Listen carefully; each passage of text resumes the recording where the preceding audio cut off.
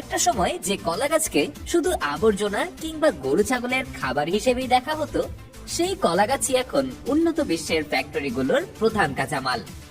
ফেলে দেয়া আবর্জনা থেকে একটা কলা গাছ কিভাবে ফ্যাক্টরির মিলিয়ন ডলারের কাঁচামালে পরিণত হয়, সেই গল্পটাই শোনাবো আজ।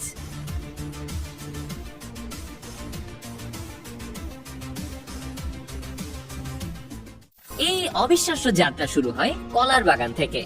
কলা কাটার পর গাছের কাণ্ডগুলো যত দ্রুত সম্ভব ফ্যাক্টরিতে নিয়ে আসা হয়, কারণ গাছগুলো মাটিতে পড়ে থেকে একবার তাতে পচন ধরে গেলেই গাছের ভেতরে থাকা মূল্যবান ফাইবার নষ্ট হয়ে যাবে।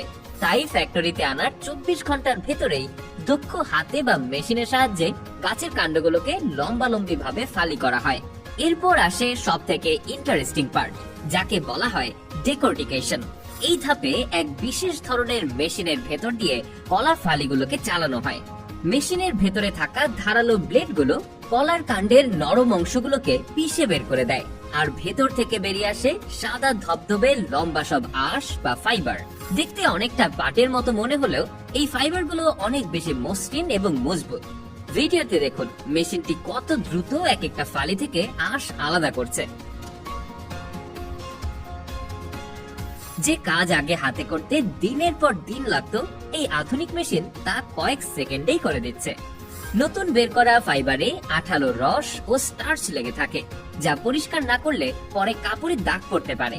তাই এই ফাইবারগুলো ভালোভাবে ধোয়া হয়, কখনো শুধু পরিষ্কার পানি দিয়ে, আবার কখনো হালকা ক্ষারযুক্ত দ্রবণ ব্যবহার করে। ধোয়ার পর ফাইবারগুলো রোদে বা মেশিনে ভালোভাবে শুকিয়ে নেওয়া হয়। শুকানোর পর এই ফাইবারগুলো একদম সাদা আর উজ্জ্বল রঙের দেখায়, আর এই অবস্থায় এগুলোকে গ্রেডিং করা হয়, অর্থাৎ কোন ফাইবার দিয়ে সুতা হবে আর কোনটা দিয়ে কাগজ বা দস্তাবেজ তৈরি হবে তা আলাদা করা হয়। শুকনো ফাইবারগুলোকে এবার পাঠানো হয় স্পিনিং ইউনিটে। এখানে চরকার মতো মেশিনে এই আঁশগুলো পেঁচিয়ে পেঁচিয়ে সুতা তৈরি করা হয়। জাপানে এই সুতা দিয়ে তৈরি করা হয় বিশ্বের অন্যতম দামি পোশাক কিমোনো। এই কাপড় এতটাই আরামদায়ক যে গরমের দিনেও এটি আপনার শরীরকে ঠান্ডা রাখবে। শুধু কাপড়ই নয়, এই সুতা দিয়ে এখন অত্যন্ত টেকসই জুতা, ব্যাগ এবং হ্যান্ডিক্রাফট তৈরি হচ্ছে, যা ইউরোপ আমেরিকার বাজারে চড়া দামে বিক্রি হচ্ছে। শুধু তাই নয়, বিশ্বের বিভিন্ন দেশে বর্তমানে কলা গাছের এই ফাইবার থেকেই বানানো হয়েছে মেয়েদের অতীব প্রয়োজনীয় পণ্য স্যানিটারি প্যাড, যা নরমাল প্যাডের তুলনায় অনেক বেশি আরামদায়ক আর অনেক বেশি পানি শোষণ করে নিতে পারে।